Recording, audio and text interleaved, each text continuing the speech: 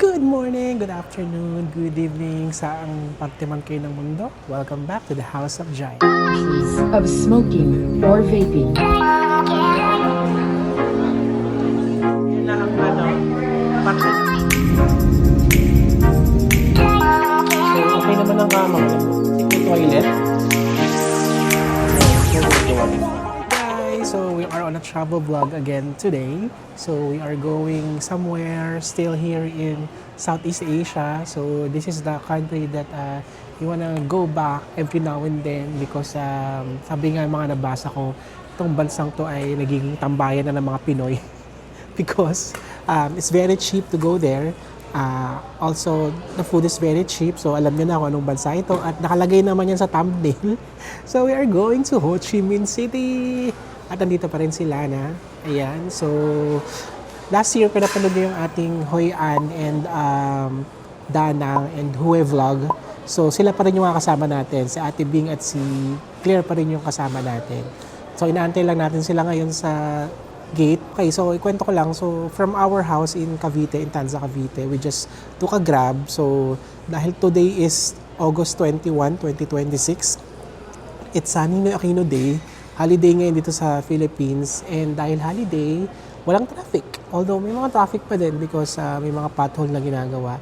So, yung biyahe namin is 1 hour lang. And our Grab costs us around 750 plus mga toll fee. So, nasa 900 plus yung aming Grab from our house going here to NAIA Terminal 3. Tapos, pagdating dito, medyo marami-raming tao, siguro dahil holiday, pero hindi ganun ka-crowded. And ito na yung pinaka-chill, pinaka-smooth na, na pre-flight experience namin. Kasi pag pila namin sa travel tax, mabilis lang. Pag bag drop namin, mabilis lang. Sa immigration, mabilis lang. And lahat yan, sasabihin ko sa inyo later or sa next vlog kung bakit mabilis ang lahat ng proseso. Pero dahil naging mabilis nga, pero pagdating naman namin dito sa loob, paglagpas namin ng last security check, nagka-issue yung credit card ko. Particularly yung aking yung aking membership sa sa Priority Pass. In short, hindi kami nakapasok ng lounge. Baka kasi pag ini-swipe directly yung credit card ko ay mag-charge. So, kasi meron complimentary pass kasi yung aking credit card sa mga lounge. So, alam niyo naman, yung mga credit cards natin, pwede yan sa mga lounge, pwede sa credit card niyo. So, nagka-problema lang, kaya hindi kami nakapasok. Kaya kumain na lang kami sa Tapaking na napakamahal. At napakakaunti. Grabe, hindi talaga sulit dun sa Tapaking. Pero wala kasi ibang makainan na heavy meal. Kasi yung flight namin ay 7 p.m. pa and wala kaming food na in order in flight. Kaya kumain kami ng heavy na. Kaya napilita kami kumain doon. Anyway, nandito kami ngayon sa isa sa mga gates. Hindi pa ito yung totoong gate namin. Tumatambay lang kami dito para kill time and mamaya baka Netflix na lang tayo. Alam niyo ba guys, yung departure ng NAIA Terminal 3, pinalawak na nila kasi dati parang isa lang yung papasok, pag akyat mo, isa lang yung parang lane para magabay yung mga Grab or mga naghahatid sa airport. Ngayon dalawa na sila, may dalawang option na kung saan napasok yung mga taxi sa mga Grab and yung mga private. So, mas mabilis magbaba ng mas mabilis magbaba ng pasahero doon. So, lumaki na siya. So, pinapalawak talaga yung harapan yun, ang alam ko. Sa immigration pala, sobrang bilis lang. Walang tinanong at all. So, pina-atras lang ako dahil masyado ako malapit sa camera. Pag-atras ko, tinataka niya na, tapos okay na. Kailan na ganun din, love, no? Parang mabilis lang din sa'yo, no? Sobrang bilis. Ito yung immigration na walang tanong, kahit isa. Tapos, sa final security check, mabilis lang din. So, siguro all in all, yung yung process namin, mula pagbayad ng travel tax going to paglabas ng final security check, siguro less than 30 minutes lang yun. Sobrang bilis lang. Kasi nag-withdraw pa nga ako dito kasi alam ko pa nagbayad ka ng through credit card or debit card sa travel tax, may parang 20 pesos per head. Kaya nag-cash na lang kami. Nag-withdraw ka ng cash. Nakita na tayo sa Ho Chi Minh or sa Saigon. Hindi kami kumuha ng yung VIP pass sa immigration, although talamak daw yung tagal ng immigration sa Ho Chi Minh, it will take you 1 hour to 2 hours daw. Tingnan natin, ipapakita ko. Pero hindi ko papakita immigration kasi bawal. Ikukwento ko sa inyo, and then may sundo na kami sa Saigon or sa Ho Chi Minh pagdating namin doon, pagkalabas namin ng immigration or pagkuha namin ng baggage namin. So, kita-kits tayo. So, mag-Netflix muna kami, guys. So, see you later! Aming mga kasama! Ayan na ang parte ng cast.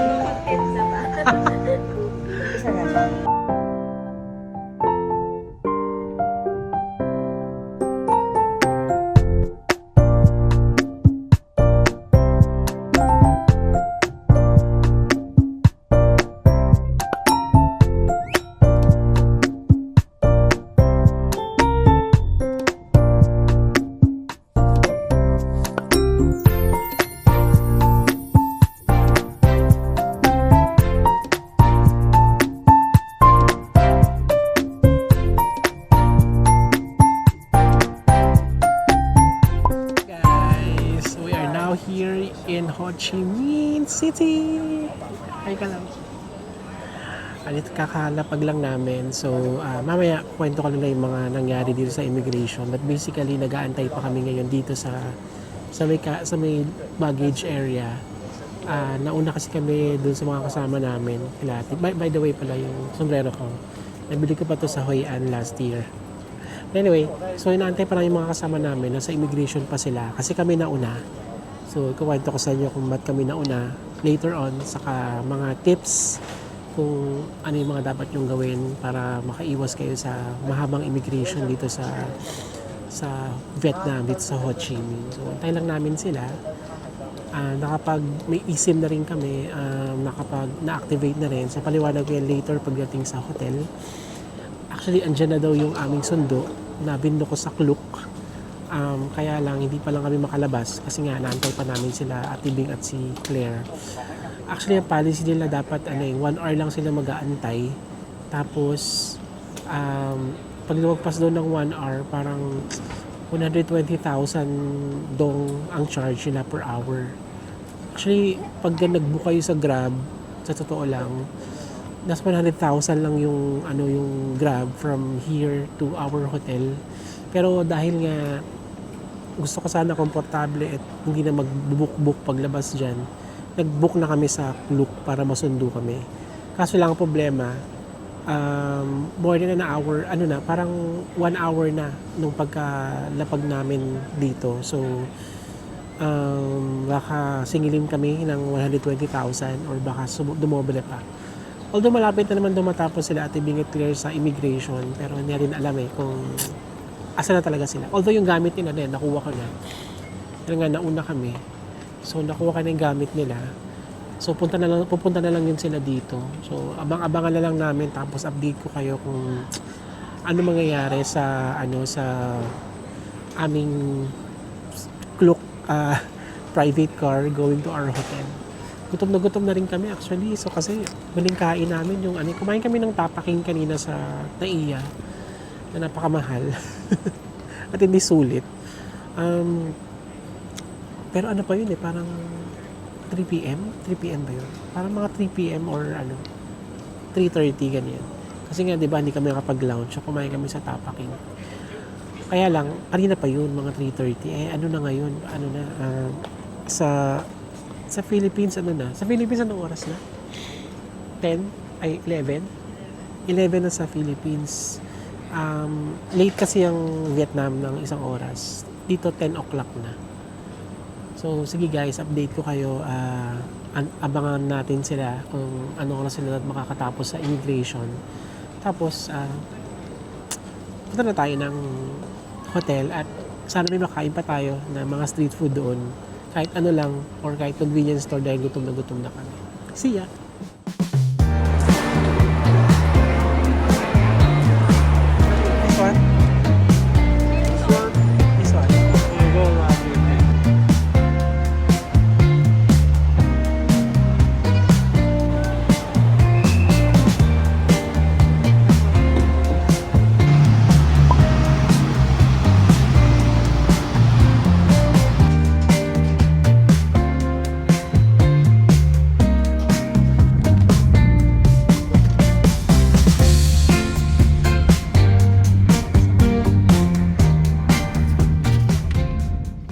Alright guys! Okay, pakakita ko na sa inyo ang ating room dito sa Ho Chi Minh. Dito tayo sa Nice Si Nga Hang Hotel, the back of Benton Market. So, quick room tour muna tayo dito sa ating hotel, sa ating room. So, mamaya pakita ko sa inyo kung magkano itong room na to. Nabuko to sa Agoda. But very simple lang naman itong room na to kasi nga malapit siya sa lahat.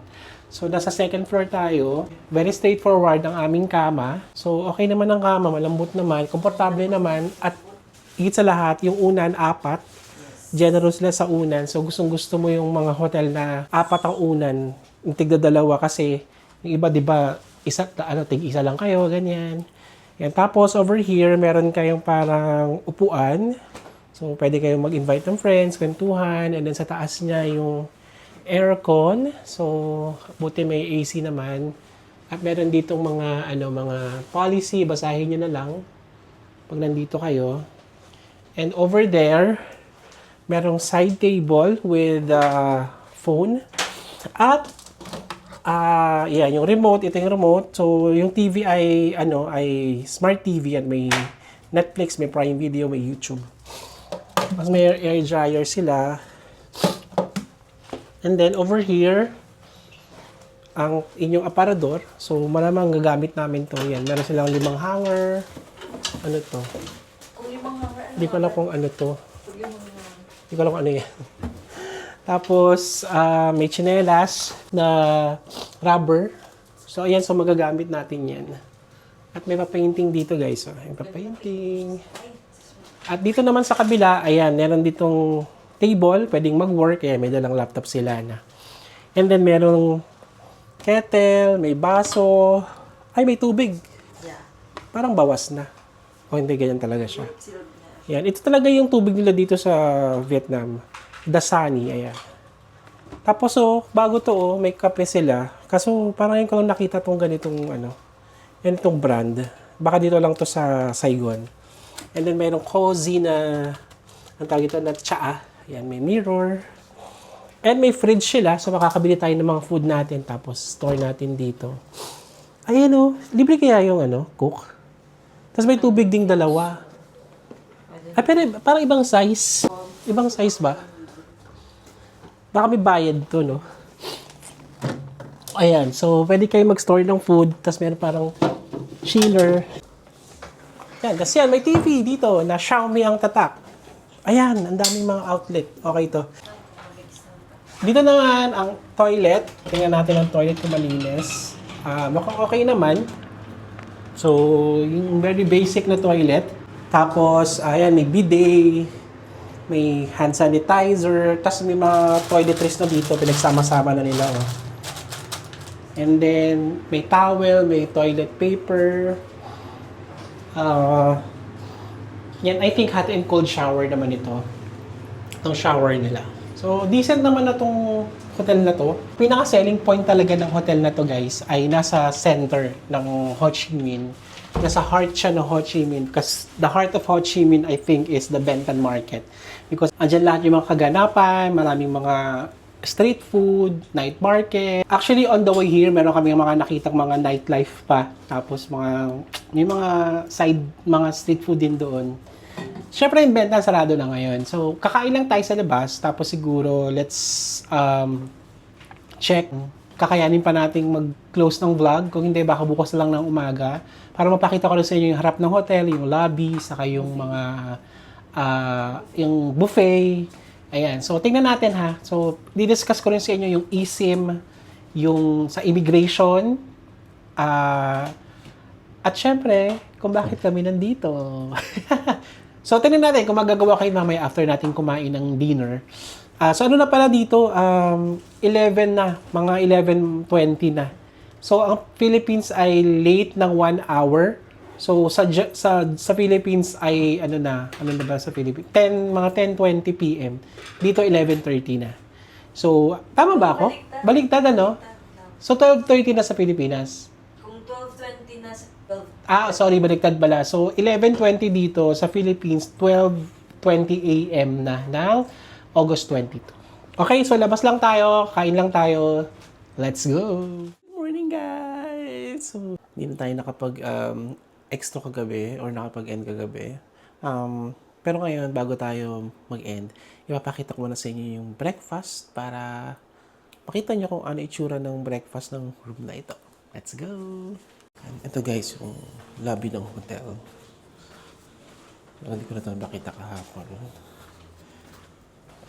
Ito yung elevator. Ayan. So, nasa 9th floor ang ang kanilang dining area. At ito, meron sila dito hagdan.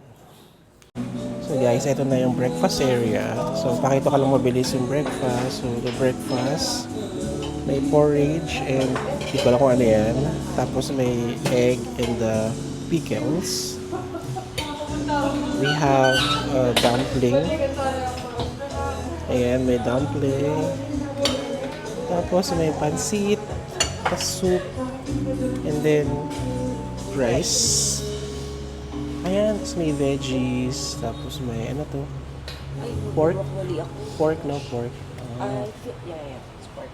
Ayan, tapos merong pho. Ayan, ikaw yung gagawa ng pho mo. Ito yung broth niya. Ayan. Tapos may salad.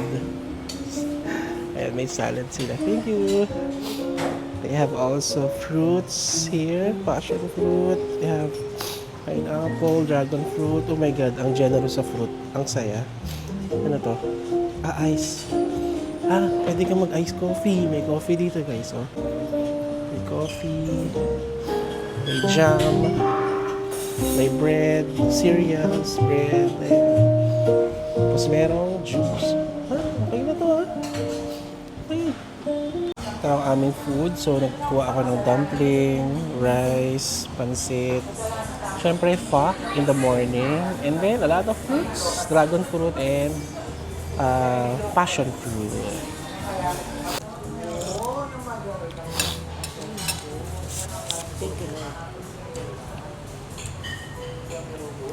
Sobrang pinagulay ko na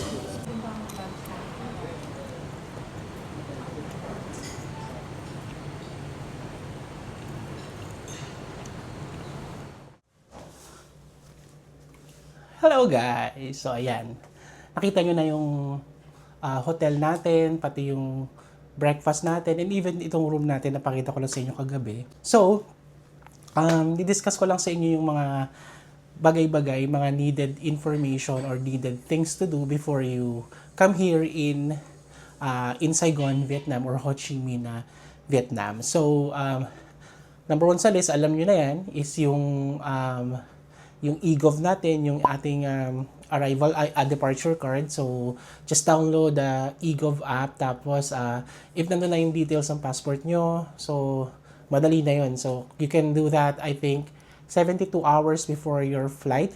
And what's good thing about it, if you're family traveling, pwedeng isa na lang yung gumamit. So, 2 beses namin ginawa yun. So, ako lang yung gumagawa. Tapos, add ko lang sila na as spouse. So, tas okay na siya.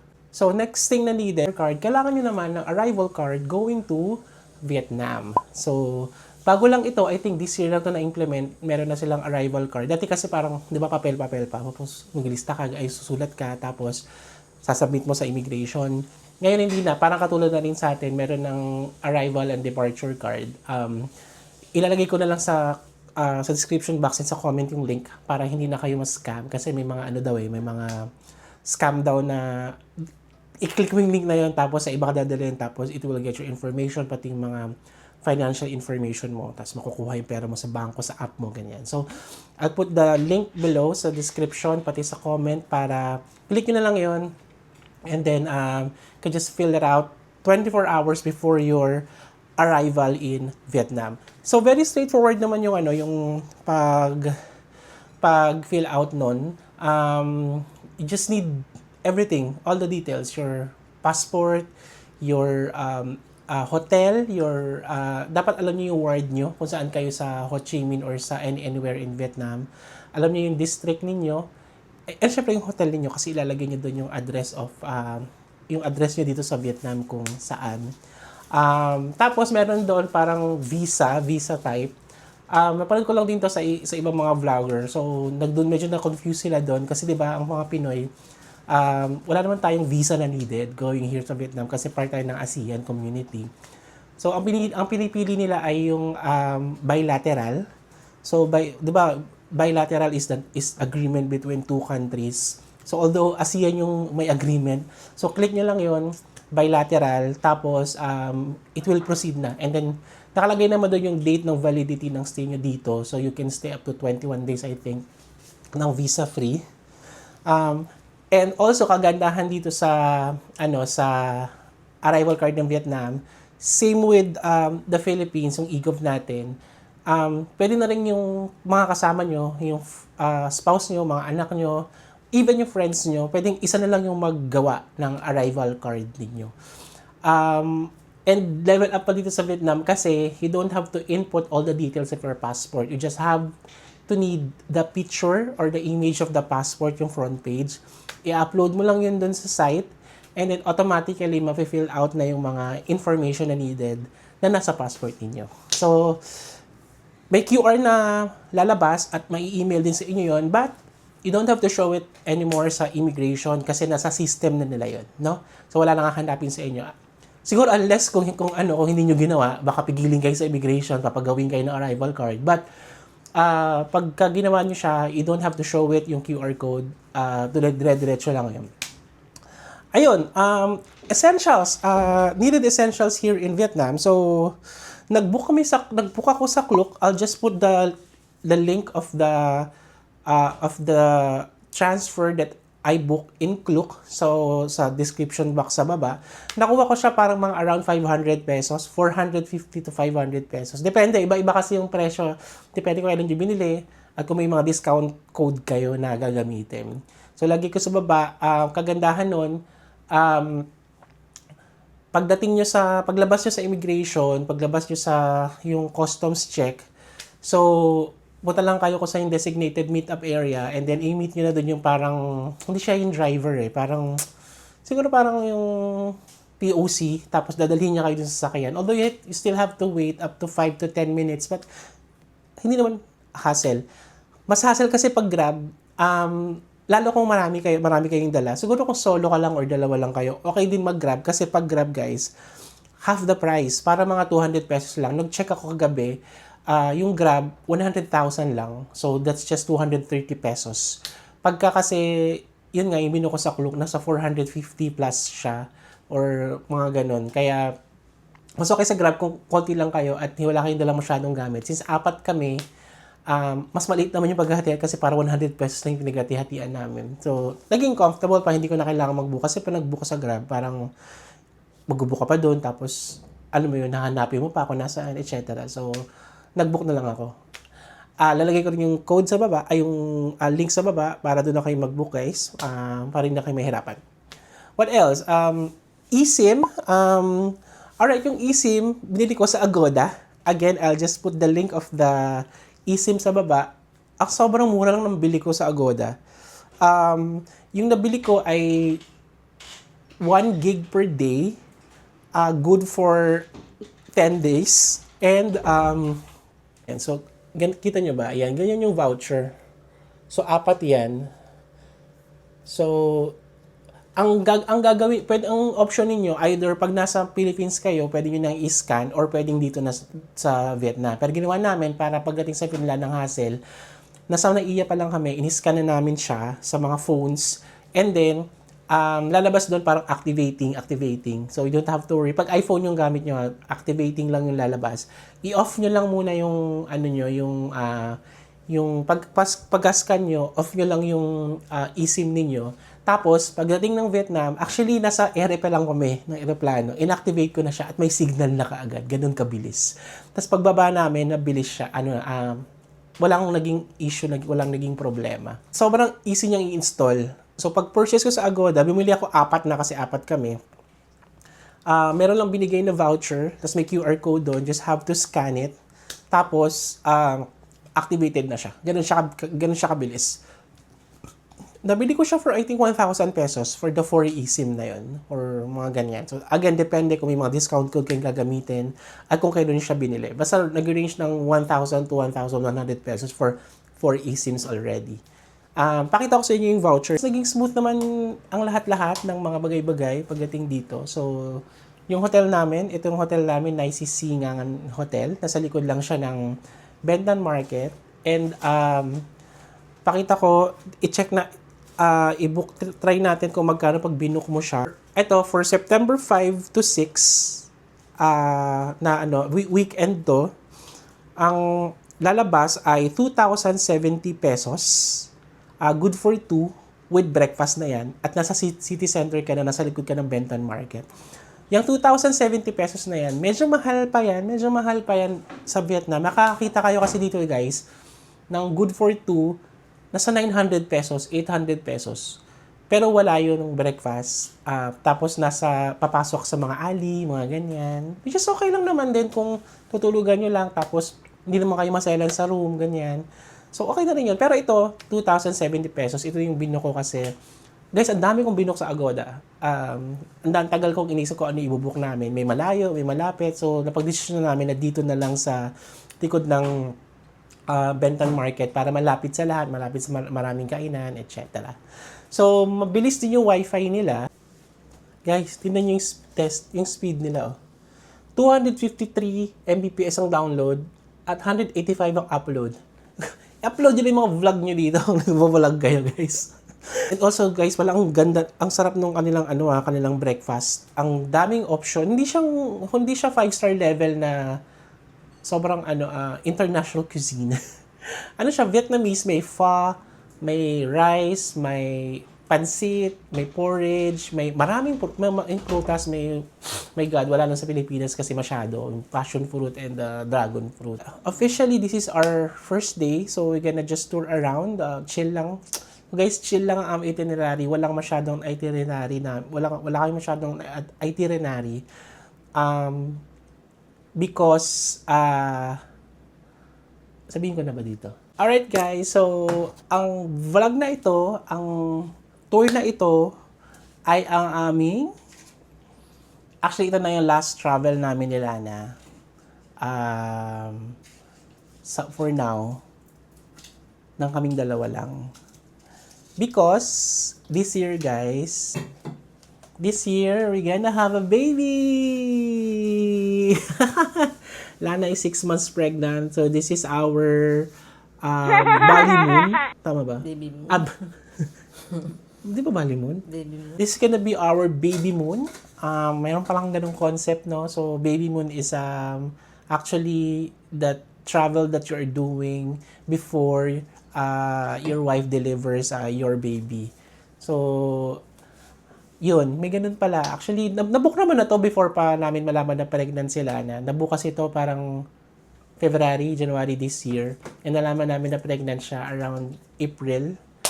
So, ngayon 6 months pregnant na siya and naging... So, ang hula namin nabuo siya nung nasa Korea kami. So, panoorin niyo yung last vlog na yun. Ayun lang guys. So, this is gonna be a chill vlog. I-add ko pala, dahil nga sila na ay buntis, yung sa immigration ng airport, ng Ho Chi Minh, napabilis kami. Actually, sa Philippines pa lang napabilis kami. Pagbayad ng tax, siya nagbayad para, kasi di ba priority ang pregnant para hindi masyadong ma-stress. Tapos yung pag-check, yung pag-drop ng bag, siya yung nasa priority kami. Sa immigration sa Pilipinas, sa priority kami. Boarding ng aeroplano, sa priority kami. Actually, tapos sa immigration, tapos sa Pilipinas pa lang guys, ni-request ko na magkaroon ng wheelchair kasi baka kasi malayo yung from airplane to immigration ng Ho Chi Minh. Malapit lang pala. Pero sila provided and kagandahan nun, in-assist kami ng staff sa airport para malagpasan na yung pila sa immigration. Di ba, notorious nga yung pila dito sa immigration. Yung kasama namin sila at din sa sila Claire. Siguro sa around 40 minutes silang pumila. Hindi naman ganun kahaba. Parang pareho lang din sa atin. Nasa 40 minutes yung pila nila. Kami, wala. Sobrang walang 1 minute. Nandun na kami kasi dire-diretso lang kami. para sa mga priority. Pero inantay pa rin namin sila. At least naka-relax lang kami dun sa labas ng ng immigration. So, ayun lang guys. So, expect this is gonna be a chill vlog, and this vlog is gonna be about Lana and the baby and the pregnancy. Magtutour-tour pa rin tayo, but relax lang tayo. Okay? So guys, thank you guys for watching this vlog. Mahaba na to.